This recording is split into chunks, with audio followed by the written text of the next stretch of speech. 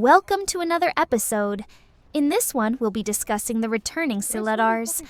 I want to start this video by focusing on their Veterancy lines, since both are very good, but have different playstyles. For example, if you choose to buff Decapitate, the first skill, it makes the Silahdars more offensive. This approach is best when engaging alongside another unit acting as a meat shield, while your Silahdars deal devastating damage. The best part is the cooldown of the Decapitate skill, which allows you to use it every 7 seconds during a fight, assuming your unit survives the initial clash. However, if you opt for the tanky line, you should know that the strategy involves getting in, using your skills, then retreating to wait for cooldowns, similar to Zweihanders. For example, an offensive Silahdars facing Wu-Wei Mansion Guards will suffer losses like 5, 10 soldiers dead. For victory! Send them to their graves!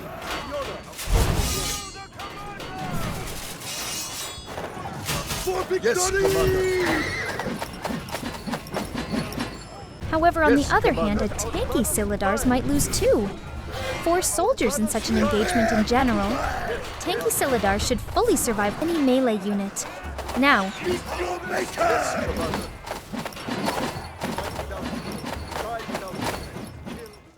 on to the doctrines.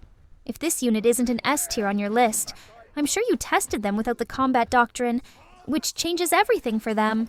The Decapitate skill alone has 7 strikes, and skill number 2 has 6 strikes. Assuming all land, they should fully utilize this doctrine even more effectively than Reapers. That's why my Silahdars mostly win against Reapers after dodging the initial charge, of course. While discussing doctrines, I suggest adding penetration since they need it. You can achieve this by using a straightforward slashing penetration epic doctrine, or a tier 5 hero damage doctrine, which offers around 100 penetration on all stats. This unit doesn't lack damage.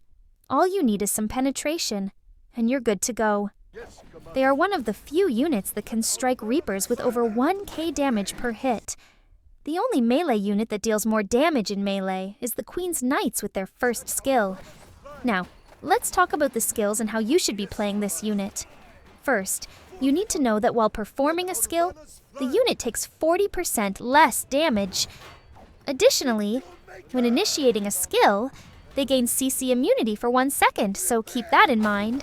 Skill number 2 is for breaking shields and shredding armored units like Imperial Spear Guards, but it's slower compared to Decapitate, so I wouldn't use it as the main striking ability against fast units.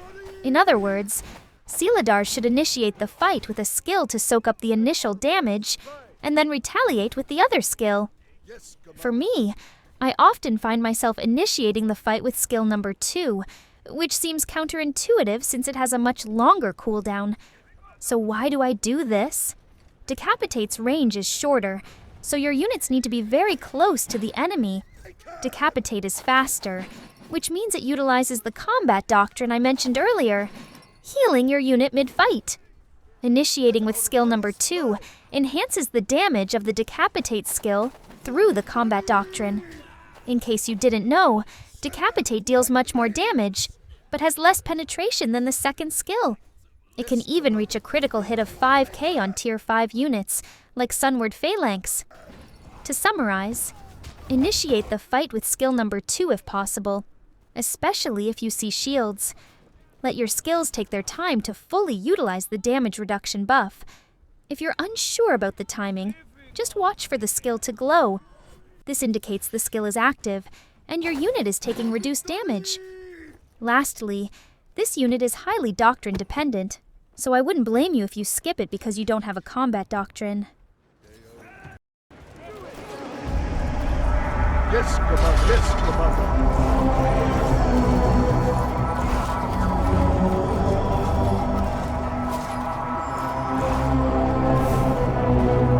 Yes, Commander.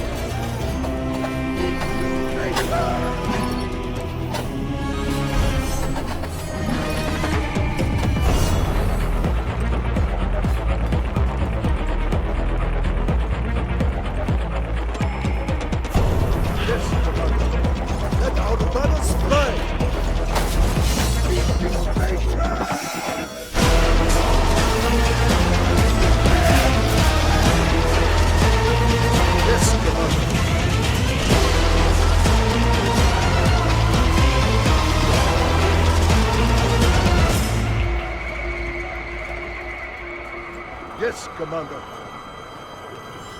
Let our banners fly! For victory! Send them to the graves!